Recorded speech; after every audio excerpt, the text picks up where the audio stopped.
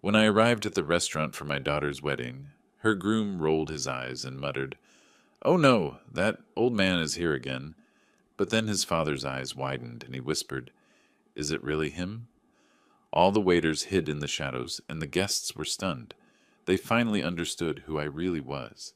And that day became not just my daughter's wedding day, but the day justice prevailed. Before we continue, please subscribe to the channel and write in the comments what time it is where you are now. Interesting little place. Bit old-fashioned, though, isn't it? Leland Harrington stood in my doorway, scanning the hardwood floors and vintage wallpaper with the expression of someone examining a museum exhibit. His expensive casual clothes, pressed khakis and a polo that probably cost more than my monthly grocery budget, seemed to announce his discomfort with being here. "We like it here," I managed, forcing a smile as I stepped aside to let him in. "Beatrice grew up in this house." My daughter appeared from the kitchen, radiant in her blue sundress, nervously touching her engagement ring. "Leland, you found it okay?" She kissed his cheek while I noticed he barely returned the gesture. "Eventually. GPS had trouble with this neighborhood." He glanced around again, taking in the family photos lining the hallway, the worn but quality furniture my late wife and I had collected over decades. "People of your generation usually don't understand current trends in home design." The words hit like a slap, delivered with such casual dismissiveness that I almost missed their sting. Beatrice's face flushed pink. "Dad's been cooking all morning. Come on, let's eat." I'd spent hours preparing lamb chops with rosemary, roasted vegetables, and fresh bread. The dining room table gleamed with my best dishes, cloth napkins folded just so. Leland settled into his chair like he was doing us a favor, immediately checking his phone. "So, Leland," I began, serving the plates, "Beatrice tells me you work in finance?" "Investment consulting, high-end portfolio management." He cut his lamb with surgical precision, took a small bite, then set his fork down. "Complex stuff. Requires understanding market dynamics that, well, most people your age wouldn't grasp." Beatrice jumped in quickly. "Dad's very financially savvy, actually. He's always given me great advice about—" "I'm sure he has." Leland's smile was thin. "Different generations, different approaches. Nothing wrong with keeping things simple." Simple. As if my life's work was a child's lemonade stand. I watched him push food around his plate, taking tiny bites like he was afraid of contamination. The man my daughter loved couldn't even pretend to enjoy the meal I'd poured my heart into. "This house has such character," Beatrice said, desperately trying to steer conversation to safer ground. "The original crown molding, the bay windows." Leland glanced at his watch. "Could use updating, though. These old places, you know? Outdated electrical, probably asbestos in the walls. When we're married, we'll definitely want something more modern. Contemporary design, smart home features." When we're married, not if. When. As if my daughter's future was already decided, her childhood home already condemned. I refilled his water glass, though he hadn't asked. "Have you two thought about the wedding yet? Any ideas about venues?" Beatrice's eyes lit up. "Oh, yes. We've been looking at—" "The finest establishments in the city," Leland interrupted. "Money's no object, of course. We want something that reflects our status properly." Our status. I noticed he said our, but looked only at me when he said it, as if establishing dominance over some imagined territory. The fog outside my windows was thickening, typical late afternoon San Francisco weather. Inside, the temperature seemed to be dropping too. I served dessert, homemade apple pie, and watched Leland take one polite bite before abandoning it entirely. "Well," he said, checking his phone again, "I suppose we should discuss the practical details. Wedding planning, guest lists, that sort of thing." His tone suggested we were planning a business merger rather than celebrating love. I looked at my daughter, still trying to keep conversation flowing, still trying to make this work. Her happiness mattered more than my bruised pride, but something cold was settling in my chest, a calculation beginning to form. This man saw us as obstacles to overcome, problems to solve, outdated fixtures to be replaced. He'd made that clear enough. What he didn't know was that some old things have sharp edges when handled carelessly. The conversation was shifting toward wedding venues now, Beatrice mentioning places she'd seen online. Perfect timing for my next move. I know a wonderful restaurant for weddings, I said, clearing the last of the dinner plates. Reasonable prices, but excellent quality. The chef there does amazing work with reasonable prices? Leland's fork clattered against his dessert plate. We're not beggars. The wedding will be at my father's restaurant, Harrington's Prime, the finest establishment in the city. His voice had jumped 2 octaves. Beatrice nearly spilled her coffee. Leland, calm down. Dad was just trying to help. Help? He stood up so abruptly his chair scraped against the hardwood. Your father thinks we need help finding a reasonable venue? Do you understand what kind of insult that is? I kept my voice level, curious. I apologize. I didn't realize your family was in the restaurant business. Not just any restaurant business. His chest puffed out like a rooster defending territory. Harrington's Prime. 5-star dining. We've hosted governors, tech executives, international dignitaries. The wedding industry calls us when they want true luxury. That sounds impressive, I said, genuinely interested now. Whereabouts is it located? Downtown Financial District. Corner of Montgomery and Bush. Pride radiated from every word. My father built that empire from nothing. Started with one small bistro 30 years ago. Now we're the premier fine dining destination in Northern California. Beatrice was shooting warning looks between us, but I pressed gently forward. Your father must be quite the businessman. How many employees does a place like that require? 47 full-time staff. Executive chef poached from New York. Sommelier trained in France. Host staff that speaks multiple languages. Each detail delivered like ammunition. The kitchen alone cost more to build than most people make in 5 years. And you're involved in the day-to-day operations? I handle the business side. Financial planning, investment strategies, vendor negotiations. His earlier condescension was replaced by aggressive pride. Someone has to keep the books straight when you're running a multi-million-dollar operation. Multi-million-dollar? 47 employees. Downtown real estate. The numbers were adding up in my head, creating a picture I found very interesting indeed. That's fascinating, I said. I imagine the overhead must be enormous. Rent in that area alone. Rent? Leland laughed, but there was an edge to it. We own the building, bought it outright in 2019. No bank loans, no investors. Pure family money. Pure family money. I filed that detail away carefully. Beatrice had gone quiet. Watching this exchange with growing unease, she could sense the undercurrents here, the way 2 men size each other up, but she couldn't know what I was really measuring. Well, I said finally, it sounds like Beatrice will have quite the celebration. I'm sure your father's restaurant will provide exactly the kind of wedding she deserves. Exactly. Leland straightened his polo shirt, satisfied he'd established proper hierarchy. The Harrington name means something in this city. Quality, tradition, excellence, things that matter.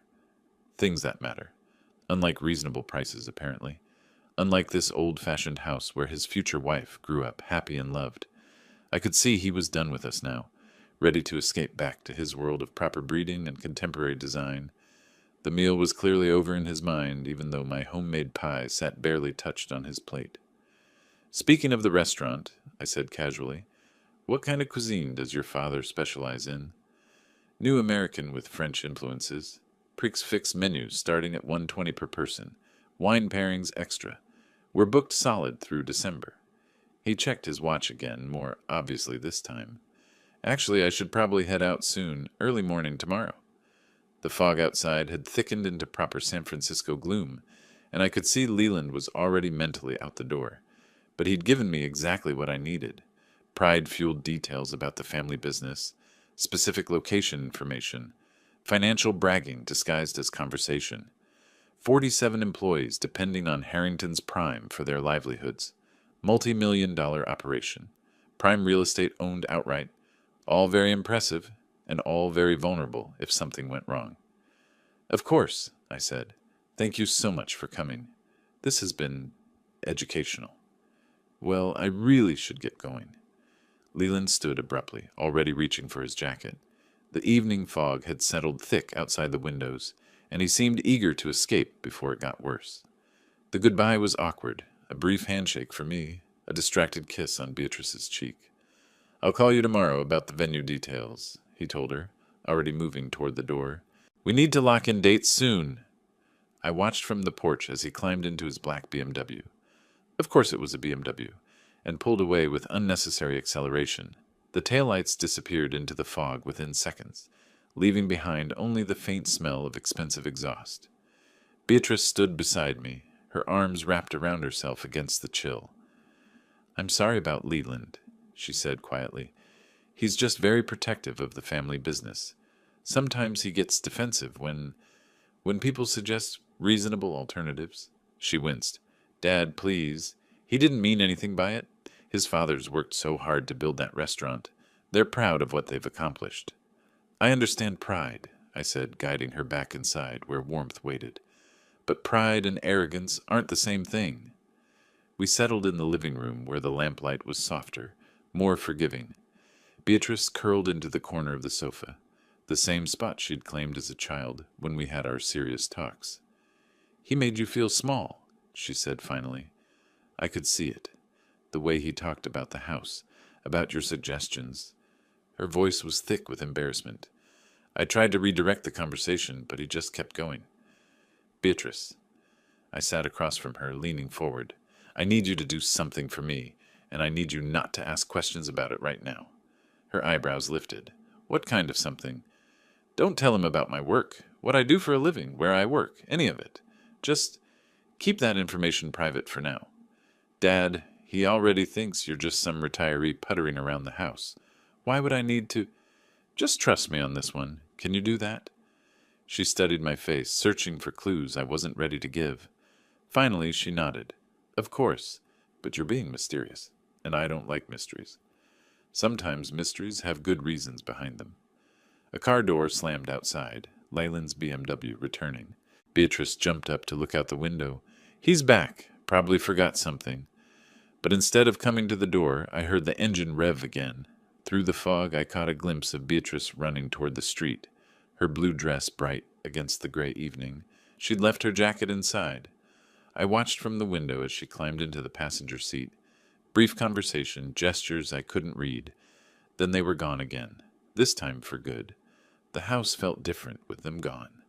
Larger, quieter, but also somehow more purposeful. I cleaned the dinner dishes methodically, thinking about Harrington's Prime.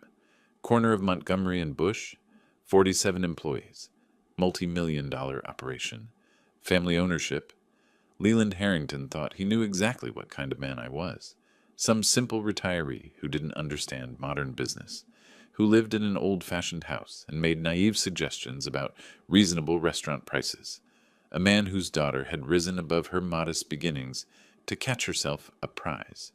He had no idea that some old things are more dangerous than they appear. I dried the last plate and headed upstairs to my office. Time to do a little research about the Harrington family business.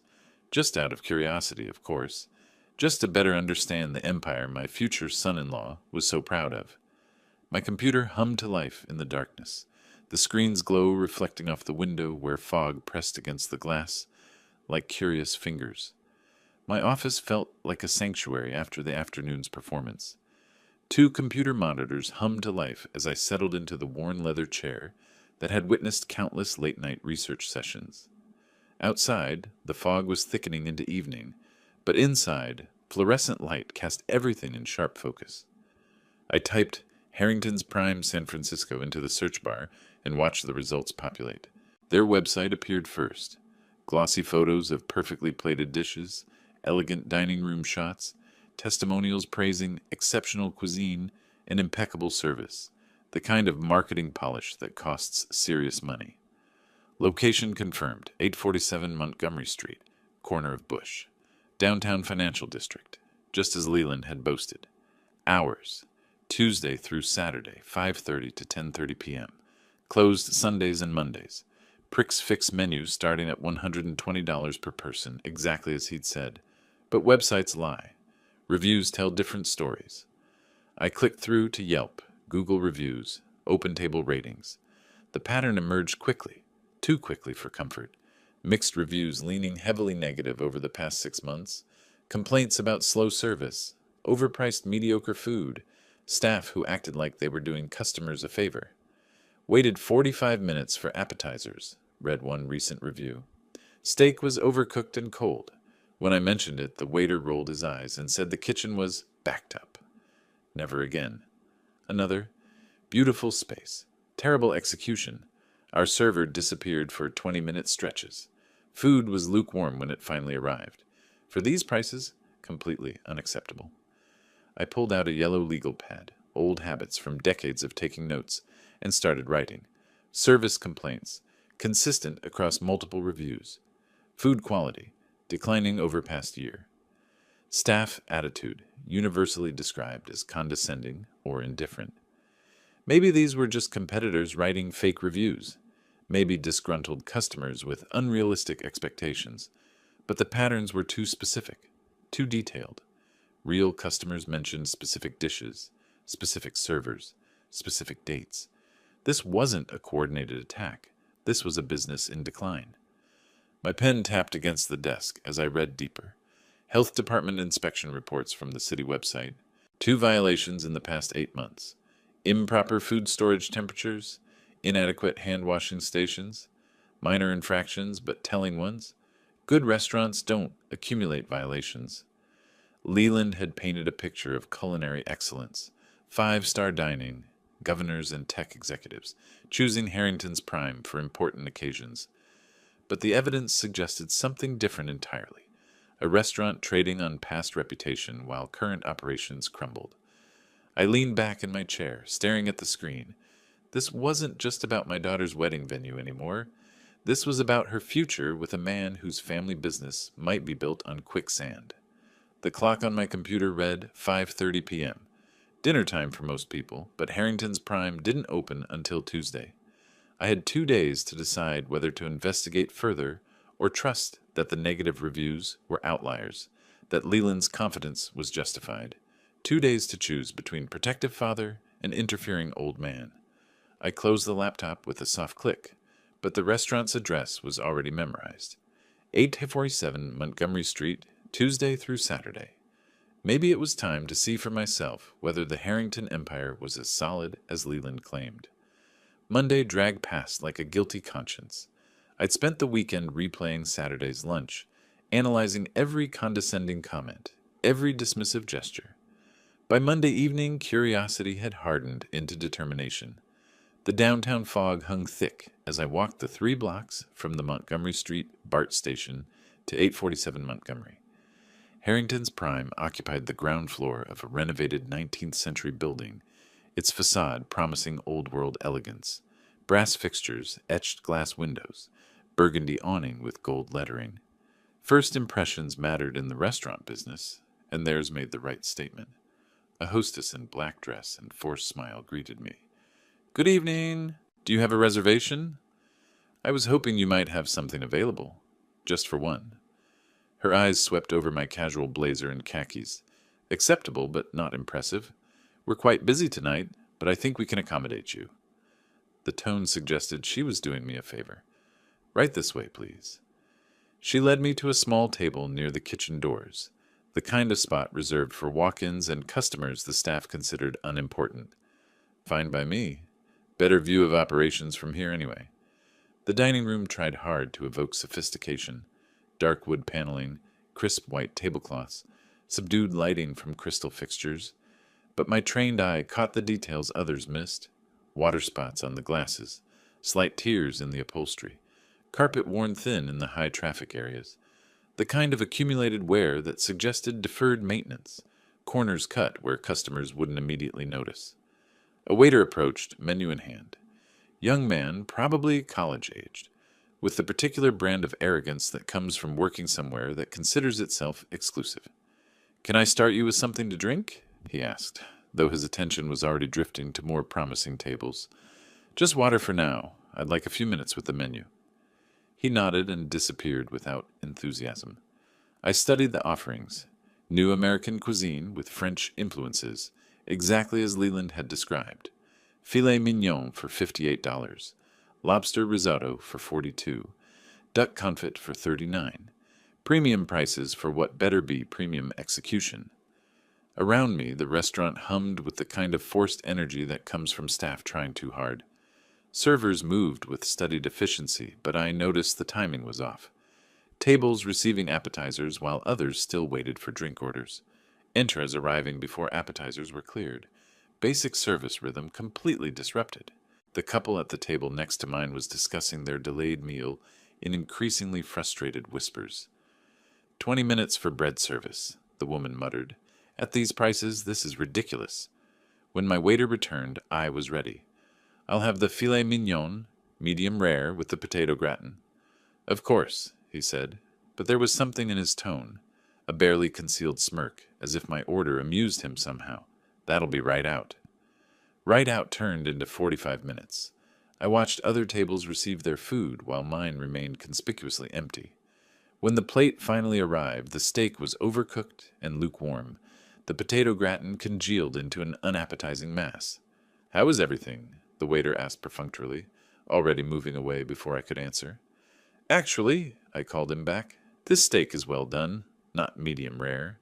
He glanced at the plate with theatrical concern. Oh, well, the kitchen's really backed up right now. I could ask them to fix it, but it'll probably be another 30 minutes. Another 30 minutes. At a restaurant that charged premium prices and claimed exceptional service.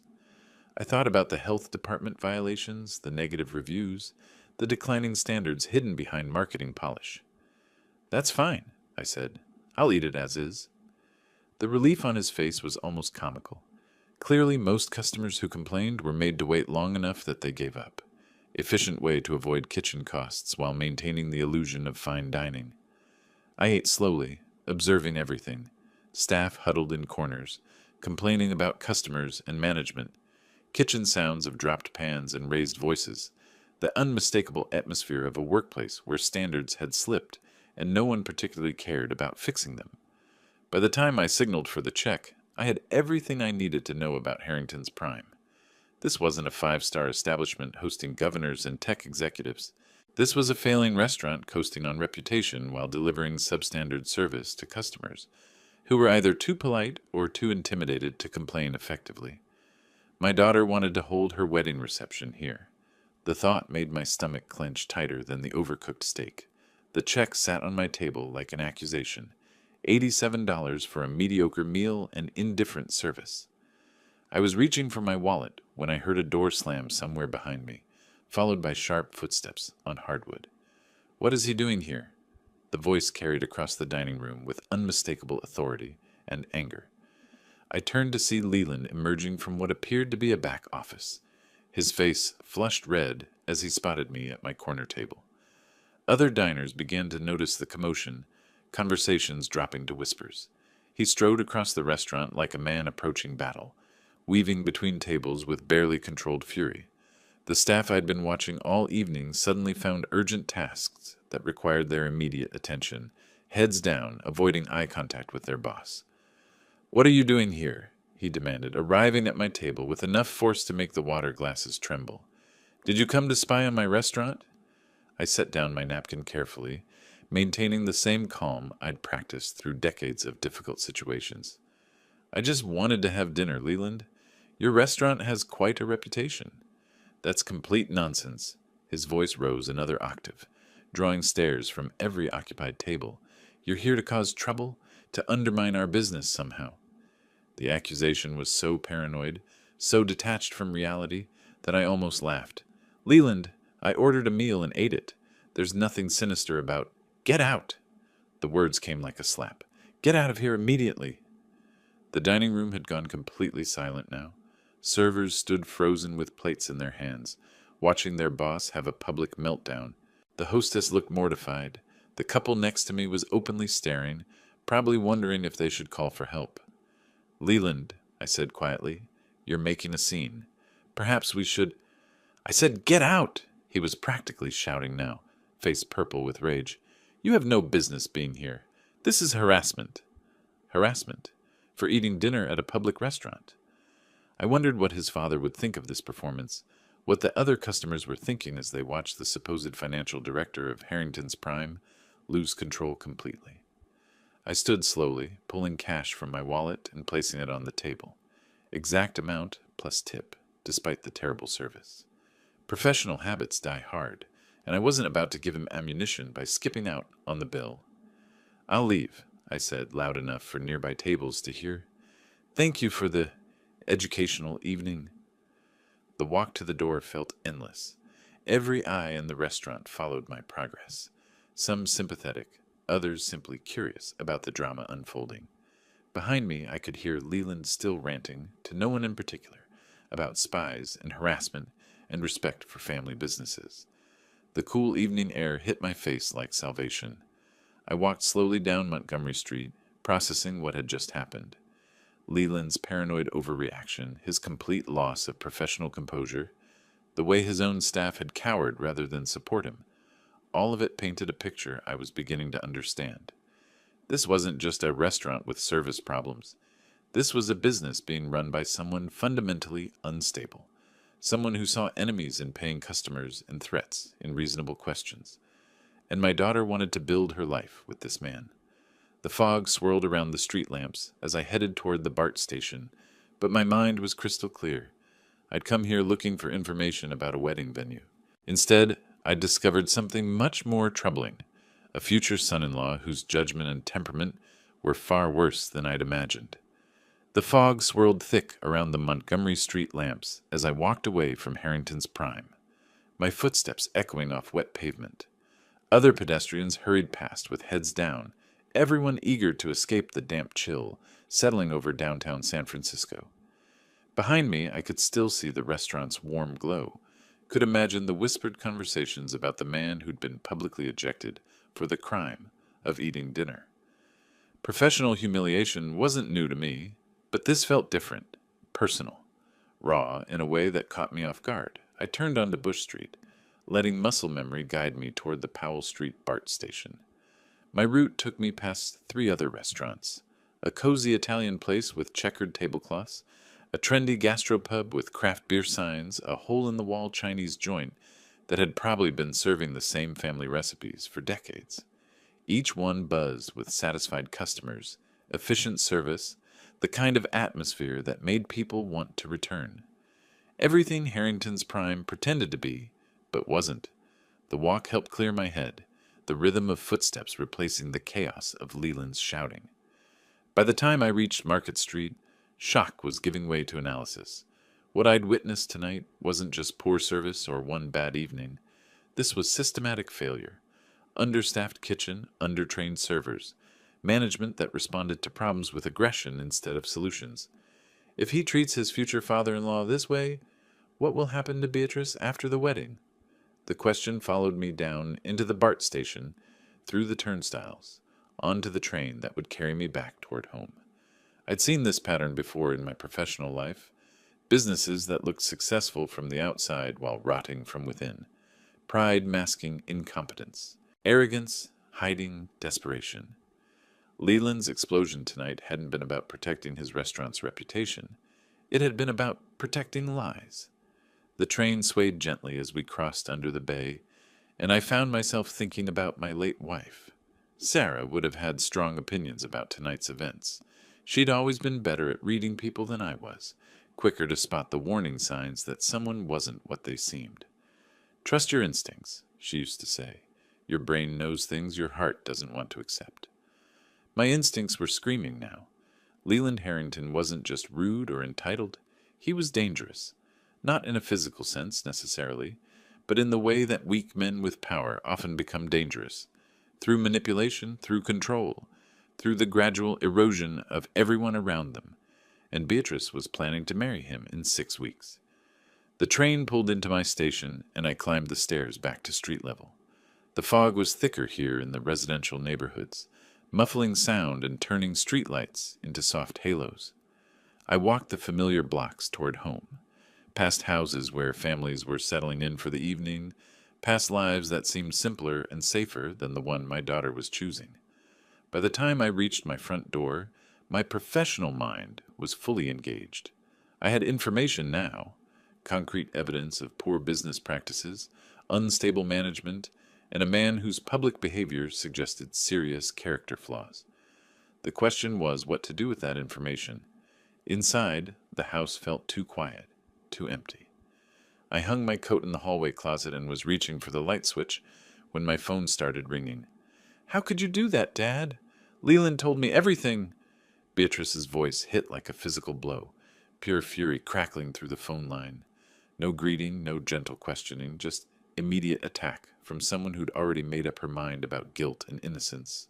Beatrice, it's not what you think. He said you came to the restaurant and caused a scene, that you embarrassed him in front of his customers and staff. Her voice broke slightly, pain mixing with anger. How could you humiliate him like that? I sank into the living room chair, still holding my coat. I went there for dinner, that's all. I wanted to see. You went there to spy on him, to find fault with his family's business. Each accusation landed with increasing intensity. He trusted you enough to tell you about the restaurant, and you used that against him. The manipulation was breathtaking in its completeness. Leland had gotten to her first, shaped the narrative, cast himself as victim before I'd even walked through my front door. My calm, rational daughter, the woman who usually thought through problems carefully, had been transformed into an emotional weapon aimed at her own father. Beatrice, please listen to me. I simply ordered a meal. Stop lying! The words came out as a sob. Leland said you harassed the staff, complained about everything, tried to make trouble for his father's business. And when he politely asked you to leave, you made a scene. Politely asked. The phrase was so far from reality, it was almost funny. Except nothing about this conversation was funny. That's not what happened, I said, keeping my voice level despite the growing knot in my stomach. I was a paying customer. I ordered dinner, ate it, and was preparing to leave when he spotted me. He became aggressive. He was protecting his family's reputation from someone who came there with malicious intent. Malicious intent. She was using his exact words now, parroting his version of events with complete conviction. The speed of her transformation was stunning. This was the same daughter who'd apologized for his behavior just days ago, who'd promised to keep my profession secret, who'd seemed uncomfortable with his arrogance. Sweetheart, I understand you want to defend him, but don't call me sweetheart. The fury in her voice was unlike anything I'd ever heard from her. You've shown your true feelings about Leland. You don't want me to be happy. You can't stand that I've found someone successful and accomplished.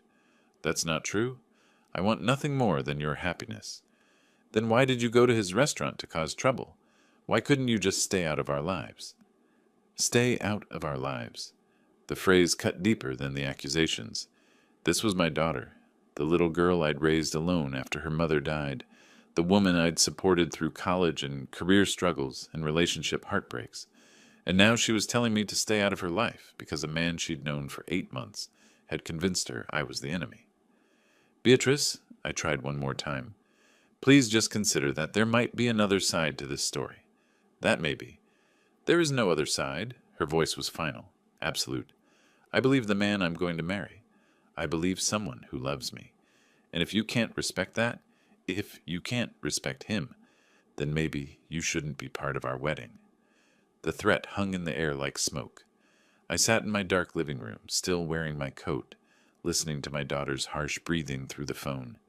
Outside, the fog pressed against the windows like curious ghosts. I see, I said quietly. Do you? Do you really? Because I'm done with this conversation. I'm done with your suspicions and your interference. Leland was right. Some people just can't be happy for others' success. The line went dead. I sat holding the phone long after the dial tone faded, staring at the device as if it might ring again with an apology, an explanation, anything that would restore the daughter I thought I knew. But the silence stretched on, broken only by the distant sounds of the city settling into night. Leland hadn't just ejected me from his restaurant. He'd ejected me from my daughter's life. The weeks that followed moved like a slow-motion disaster. I called Beatrice's number 17 times over the next month. Each attempt met with voicemail, each message left increasingly desperate. My texts showed as delivered but never read, electronic messages disappearing into the void of her anger. Beatrice, please call me back. We need to talk about what really happened. Sweetheart, I'm worried about you. This silence isn't like you. I love you. Nothing else matters. But silence was exactly like her when she'd made up her mind. Even as a child, Beatrice could shut out the world when she felt betrayed. The trait that had protected her from playground bullies was now protecting her from her own father. My house felt hollow without her weekly visits, without the sound of her laughter echoing from the kitchen where she'd help me cook Sunday dinners. I found myself setting two places at the table from habit, then staring at the empty chair where she used to sit and complain about work, ask for advice about men who weren't worth her time, plan the future that had seemed so bright just weeks ago, the future that now included Leland Harrington as a permanent fixture. I threw myself into work, staying late at the office, accepting assignments I'd normally delegate, anything to avoid coming home to the silence. My colleagues noticed the change but attributed it to normal stress. None of them knew about the daughter who no longer answered my calls, or the future son-in-law who'd successfully poisoned the most important relationship in my life. 3 weeks into the silence, I almost drove to her apartment, sat in my car outside her building for 20 minutes, watching her windows for signs of life. But what would I say? How do you convince someone they've been manipulated when the manipulator has made you the villain of their story? I drove home without knocking on her door. May arrived with typical San Francisco unpredictability, sunny mornings giving way to foggy afternoons, the city unable to decide what season it wanted to embrace. I was sorting through mail on a Tuesday evening when I saw the envelope. Thick cream paper, elegant calligraphy, the kind of formal invitation that announces important occasions. Mr. Delbert Myers was cordially invited to the wedding of Miss Beatrice Catherine Myers and Mr. Leland James Harrington. Saturday, May 17th, 2025. Reception to follow at Harrington's Prime. Tomorrow. I stared at the invitation, turning it over in my hands like it might contain hidden messages. After weeks of silence, she'd still invited me, either from obligation or hope, or because Leland had insisted, show her father exactly how little his opinions mattered by making him watch her marry the man he'd tried to warn her against. The reception would be at Harrington's Prime. Of course it would. The same restaurant where I'd been publicly humiliated, where Leland had revealed his true nature to a room full of witnesses. They wanted me to watch my daughter celebrate her future in the exact location where her fiancé had shown me who he really was. I set the invitation on my kitchen table and stared at it while I made coffee. 24 hours to decide whether to attend the wedding of someone who no longer spoke to me, to watch her bind her life to a man I knew would make her miserable. 24 hours to figure out how to save my daughter from the biggest mistake of her life. The coffee grew cold as I sat there planning. My professional mind was engaged now, calculating risks and opportunities, considering all the ways this could go wrong. But beneath the strategic thinking was something simpler and more powerful. A father's love that refused to give up, even when giving up seemed like the only rational choice. Tomorrow, Beatrice would marry Leland Harrington. Tomorrow, I would be there to watch it happen. Saturday morning arrived gray and cool, typical San Francisco weather that couldn't decide between seasons. I woke before dawn with the wedding invitation still visible on my nightstand, cream paper catching the early light like an accusation. Today would change everything, one way or another. The shower water ran hotter than usual, steam fogging the bathroom mirror as I let the heat work tension from my shoulders. Methodical preparation had always calmed my nerves before difficult assignments, and this morning would be no different. Shave with the grain, then against. Check for missed spots. Hair combed precisely, not a strand out of place. In my walk-in closet, I surveyed the formal options with the same attention I'd once given to restaurant reviews. Navy suit, charcoal gray, classic black. Each sent a different message. Today called for authority, wrapped in respectability. The charcoal wool with subtle pinstripes, tailored perfectly to project competence without ostentation. The tie selection took longer. Burgundy silk, conservative but rich. Sterling silver cufflinks my late wife had given me for our 20th anniversary. Italian leather shoes polished to mirror brightness. Every detail mattered when establishing credibility with people who judge appearances first. Standing before the full-length mirror, I barely recognized the man staring back. Months of takeout meals and sleepless nights had sharpened my features, added gravity to expressions that used to be softer. Professional armor, complete and impenetrable. The wedding gift sat wrapped on my dresser, a crystal vase from Tiffany, elegant and appropriate. Nothing that would reveal my true profession or financial capabilities, just a thoughtful father's present for his daughter's new life. The card inside contained 3 words: "Love you always." I checked my watch. 8:30 a.m. The ceremony began at 2 p.m., reception immediately following. Enough time to drive downtown, find parking, and position myself strategically before the crucial moment arrived. Keys, wallet, invitation tucked into my breast pocket. One final glance around the house that had felt so empty for the past month, knowing that when I returned tonight, everything would be different. Either I'd have my daughter back, or I'd have lost her forever. But Leland Harrington would finally understand exactly who he'd been dealing with. The front door closed behind me with decisive finality. Time to remind certain people that respect isn't negotiable, and that some old men bite harder than others expect. Harrington's prime had been transformed into something approaching actual elegance. White silk drapings softened the worn edges I'd noticed during my previous visit, while strategic lighting created warm pools that disguised water stains and carpet wear. Wedding magic, hiding reality beneath beautiful surfaces. How perfectly appropriate. I entered during the cocktail hour, scanning the room for familiar faces.